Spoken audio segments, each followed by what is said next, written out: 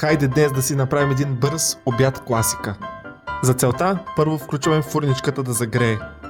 Слагаме хартия за печене върху тевичката и си слагаме бейби картофки на око.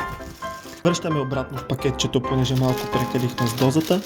Напръскваме картофките с зехтинче, малко солчица, малко черно пиперче и още малко зехтинче. И хвърляме на загрята фурна. Докато картофките се пекат, си включваме котлончето. Малко зехтинче и зареждаме пилешките гърдички.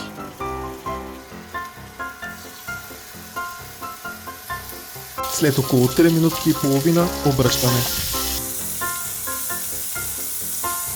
При достигане на 70 градуса вътрешна температура на пиленцето, можем да го вадим от котлона. Вадим и вече готовите картофки, като не забравяме да изключим фурната. Добавяме си картофките.